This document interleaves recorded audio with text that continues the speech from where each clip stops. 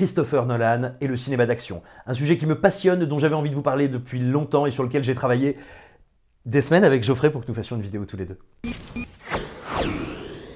Bonjour à tous, Simon et moi, on est enfin réunis pour vous reparler de Christopher Nolan. Tenet arrive dans les salles françaises le 26 août a priori. C'est l'occasion parfaite pour se repencher sur sa carrière. C'est une carrière passionnante, qu'on aime ou pas. C'est un cinéaste des plus importants actuellement, très important dans le paysage du blockbuster et donc du film d'action. Et ce qui est intéressant, c'est qu'on se demande, est-ce que l'action, c'est pas au final la grande faiblesse de Christopher Nolan? En tout cas, c'est un commentaire qui lui est souvent adressé. C'est devenu même presque assez classique de dire que Christopher Nolan ne sait pas filmer l'action. Or, c'est un peu plus compliqué que ça. On va essayer de voir que même si son cinéma s'accorde mal, on va dire, avec les figures classiques du cinéma d'action, il travaille sa mise en scène, son découpage et au final son montage pour nous en proposer une vision qui est propre et donc assez intéressante. Alors, premier point intéressant quand on parle de l'action, c'est le découpage.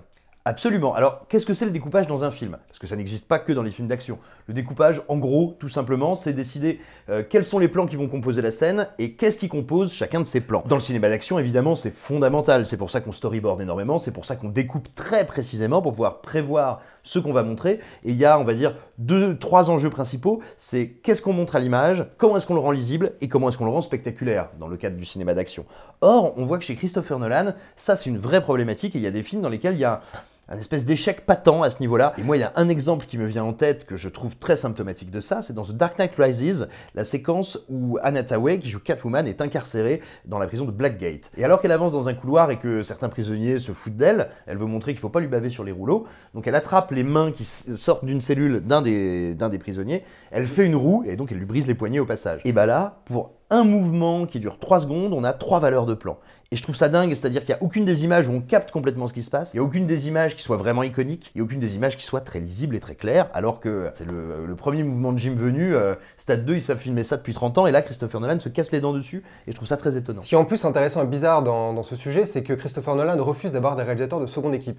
Logiquement, dans un blockbuster, un réalisateur de seconde équipe, c'est celui qui va filmer les plans larges dans les cascades, les trucs qui sont pas très intéressants parce qu'il n'y a pas les acteurs, il n'y a pas de jeu de comédiens, et Christopher Nolan explique vraiment littéralement que pour lui, chaque plan est important et que donc s'il ne filme pas dans un film d'action un morceau de l'action, pourquoi il fait un film d'action? À la fois, en théorie, Christopher Nolan a conscience que chaque image et chaque plan doit avoir un impact, doit être pensé et doit avoir une valeur, et pour autant c'est un échec puisque dans cette scène de Rises avec Catwoman, c'est pas du tout le cas.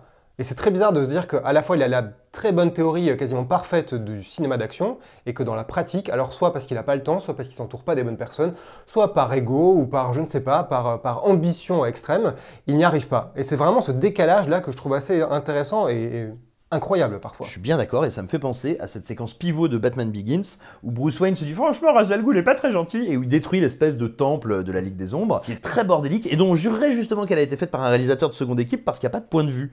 Donc c'est vraiment étonnant, mais ça amène aussi à une autre question parce que c'est une séquence ambitieuse, c'est la question des chorégraphies. Les chorégraphies, c'est vraiment un élément majeur dans un film Batman puisque Batman n'a pas à proprement parler de super pouvoir. Il se bat, il met les gens KO, c'est-à-dire que c'est un personnage qui est rendu iconique via sa manière de taper et de mettre les gens à terre. C'est pour ça que j'étais très curieux, notamment de voir l'arrivée de Catwoman dans l'équation avec Rises, puisque Catwoman, contrairement à Batman qui est plutôt mastoc, qui est vraiment dans la violence et la brutalité, Catwoman c'est un personnage qui est plus agile. Donc je me disais comment il va réussir à filmer les deux côte à côte, à se battre l'un contre l'autre ou à se battre contre des ennemis en commun. Et à ce niveau-là, pour moi, dans Rises, il y a une scène qui illustre parfaitement la limite de la chorégraphie chez Nolan. C'est la scène où Catwoman et Batman se battent contre les hommes de Bane sur le toit. C'est une scène qui aurait dû être vraiment excitante puisque pour une fois, les deux personnages iconiques sont ensemble. Ils se battent contre des hommes, Bane va arriver, c'est un décor sympa, c'est la nuit. Sauf qu'à l'écran, je ne vois aucune différence fondamentale. Catwoman se bat avec ses jambes, Batman se bat avec ses poings. Tout ça dure excessivement peu de temps. C'est vraiment ridicule et au final, à l'écran, on voit des gens qui se donnent des coups et très rapidement c'est plié.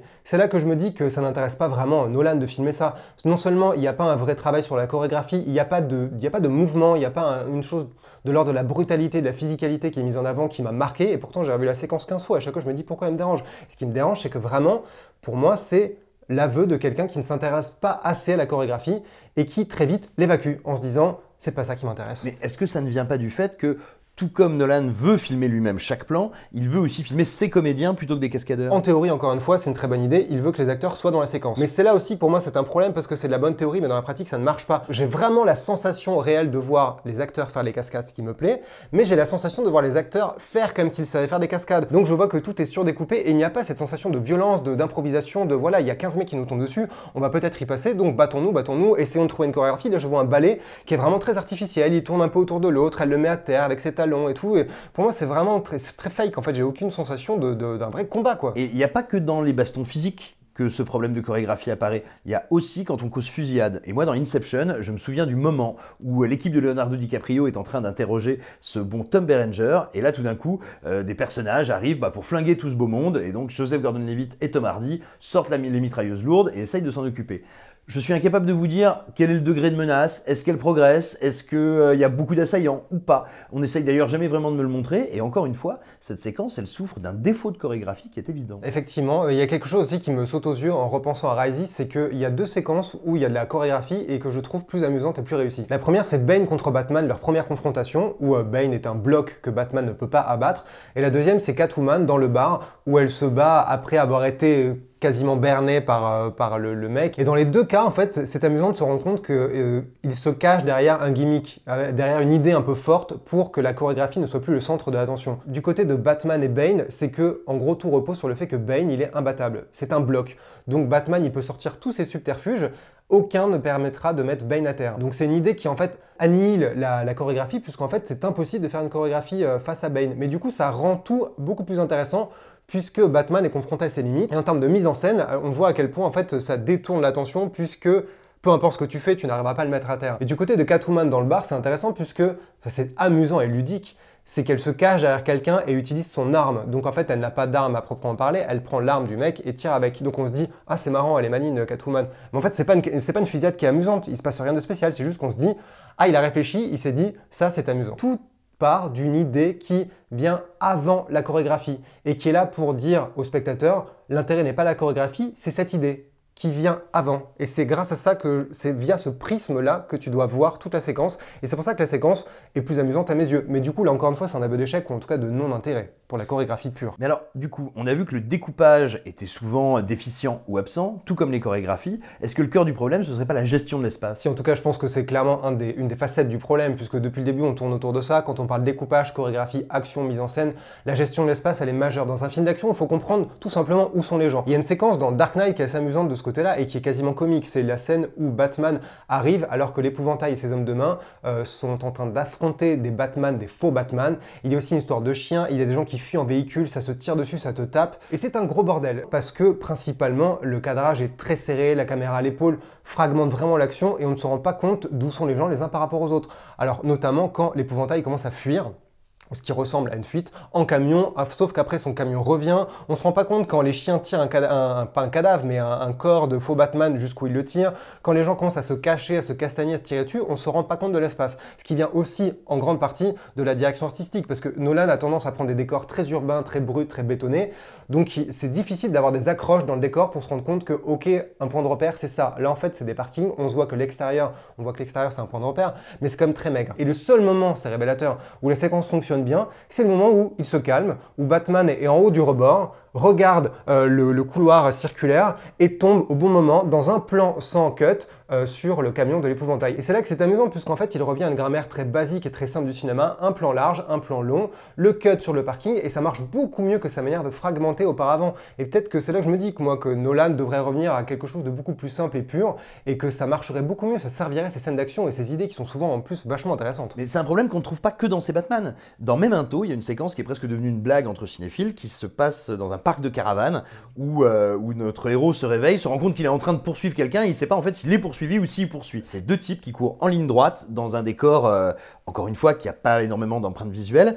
Et c'est très simple, c'est quasiment impossible de comprendre ce qui se passe pendant à peu près 15 secondes. Et c'est pas une volonté du film, au contraire. Parce que comme on est face à un personnage qui est en permanence perdu, il faut que le spectateur, lui, puisse assez rapidement retrouver ses petits dans l'image, sinon c'est l'enfer. Et c'est là qu'on peut dézoomer et se poser des questions plus larges sur le cinéma de Nolan. On a vu qu'on pouvait se poser des questions sur la chorégraphie, le découpage, la gestion de l'espace. Mais est-ce que tout ça c'est vraiment accidentel et est-ce que Nolan n'est pas intéressé par autre chose et que l'action n'est qu'une diversion pour des concepts plus forts et plus intéressants pour lui visuellement. Et c'est pour cette raison que le couloir d'Inception est aussi marquant. C'est qu'on voit à quel point il n'est pas dans le détail de la cascade et de l'affrontement, mais dans une pensée plus globale, plus large, et qu'il se met vraiment à réfléchir la manière dont on conçoit à l'origine des scènes d'action. Il ne se dit pas « je vais arranger des coups pour les faire plus impactants, plus cool et tout », il se dit « qu'est-ce que je pourrais faire d'amusant et de spécial et extraordinaire avec le décor en entier, avec l'idée, le concept même ». Et donc on voit à quel point c'est intéressant de se dire que Nolan, en fait, il est moins dans la diversion pure par aveu de faiblesse, mais que ce qui l'intéresse tout simplement, c'est quelque chose de plus grand, de plus large. Et il y a un plan dans Interstellar qui est très amusant de ce côté-là, c'est qu'à la fin, ils sont sur la planète, Matt Damon et Matthew McConaughey s'affrontent, c'est qu'ils commencent à se mettre des coups, et très rapidement, Nolan décroche et met un plan très large, incroyable et spectaculaire, on voit tout le décor, et donc les hommes qui étaient en premier plan avec vraiment la priorité à leur coup, comment vont-ils se battre et se taper, il nous dit très vite ultra large, ce qui fait relativement rarement dans les scènes d'action. Et là, on voit à quel point vraiment c'est un aveu de voilà ce qui m'intéresse. C'est le plan large, c'est autre chose que les gens qui se battent. C'est pas ça où mon cinéma ne se place pas à ce degré de l'action. L'action, traditionnellement au cinéma, qu'est-ce que c'est? C'est capter des corps ou des objets en mouvement. Que vous fassiez une course-poursuite de voitures, une bataille de vaisseaux spatiaux ou deux types qui jouent à la bagarre, vous avez un objet d'attention qui se déplace, enfin plusieurs en général, même qui entrent en collision, on pourrait dire, symboliquement ou physiquement, et il faut que votre caméra arrive à capter ça, à capter l'essence de ça. Et j'ai l'impression que, comme Christopher Nolan est une espèce de cinéaste total qui a envie de raconter quelque chose par le biais de sa mise en scène, et ben ça c'est une équation qui ne lui convient pas, qui l'emmerde royalement, et donc il se dit non, moi ce que je veux c'est faire de l'action via ma caméra. Et c'est pour ça, quand tu parlais de la scène du couloir d'Inception, il met en place tout un dispositif entre les personnages à déplacer, le couloir qui tourne, pour ne pas être contraint par le mouvement des deux types qui se battent et pouvoir proposer quelque chose d'autre. C'est pareil dans Dunkerque. Si on regarde bien, Dunkerque, il n'y a aucun des attendus, aucun des grands classiques du film de guerre, parce qu'il ne veut pas être contraint par des échauffourées entre deux camps, parce qu'il ne veut pas s'enquiquiner avec ça, il veut tout d'un coup que ce soit sa caméra qui génère de l'action. C'est incroyable dans l'intro du film, qui sur le papier on se dit va être très classique, c'est deux jeunes soldats qui sont pris en tenaille par des soldats allemands et vont donc se réfugier sur la plage, ce qui va nous introduire au principe scénographique du film. Et non, on ne voit jamais l'ennemi, c'est jamais le mouvement des troupes qui génère du mouvement, c'est sa caméra qui entraîne les personnages jusqu'au moment où ils arrivent sur cette plage qui ressemble à une espèce de scène de théâtre postmoderne. T'as l'impression d'être au Festival d'Avignon si tout le monde avait pris du LSD, mais c'est ça qui l'intéresse, c'est d'être capable de générer de l'action par sa caméra. Et ce qui est vraiment passionnant à regarder, c'est que Christopher Nolan, avec le pouvoir qu'il a acquis, il pourrait fuir ce cinéma. Mais en fait, il s'y confronte perpétuellement. Il va toujours dans le cinéma d'action, il se confronte à des genres qui sont vraiment profondément liés à l'action, que ce soit le film de comics ou le film de science-fiction, thriller à la Inception où il y a forcément de l'action dans l'équation, Dunkerque, un film de guerre, le film spatial, l'épopée où vraiment il y a forcément des grands mouvements, mais d'ailleurs c'est assez révélateur que finalement le mouvement ultime, le plus grand, ce soit entre des vaisseaux plus qu'entre des gens. Mais on voit à quel point c'est intéressant à regarder et à suivre parce qu'il ne fuit pas ça, il se confronte à l'adversité pour réfléchir constamment les genres. Et c'est aussi pour ça, je pense, qu'il aligne autant de genres différents au fur et à mesure de sa carrière. Oui, et puis c'est pour ça que Tenet est aussi attendu, je pense, en tout cas pour ceux qui s'intéressent à son cinéma, c'est que, alors bien sûr on sait très peu de choses du film, son intrigue est encore assez floue, néanmoins avec les deux bandes annonces qui ont été publiées, ce qu'on peut se dire c'est qu'il a rassemblé tous les trucs qui d'habitude, on va dire, mettent son cinéma en échec. On a des poursuites, on a des types qui se bastonnent, des gens qui se fusilladent, des trucs qui sautent partout, des gros bateaux, des grosses voitures, enfin tous ces trucs là qui d'habitude se passent super mal chez lui, et en plus il les a tous rassemblés en disant et puis on va tout faire à l'envers, comme ça va bien se passer.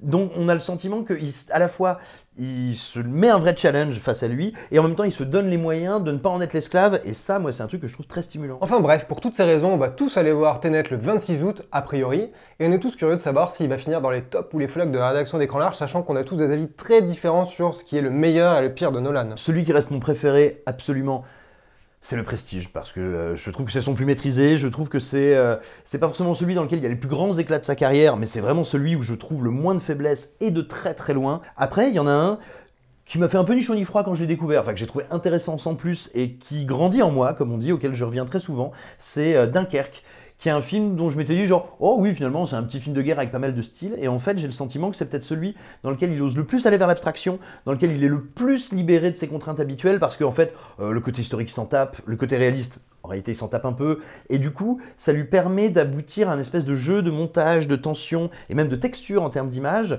que j'ai pas retrouvé à ce niveau-là dans son cinéma, et vraiment dans les récents c'est celui qui m'intéresse le plus. Mais par contre je crois qu'on est d'accord sur les Batman, parce que toi tu préfères Rises. Ouais, parce que moi Batman je suis pas très sensible au personnage, donc à la limite Rises celui qui me touche le plus, et Interstellar je trouve que c'est celui qui est il est très bancal, mais je trouve que c'est là qu'il y a le plus d'envolée de cinéma, que ce soit la musique de Hans Zimmer, ou j'aime beaucoup tu vois, rien que le fait qu'il ait fait un décollage avec une telle ellipse, je trouve ça absolument génial.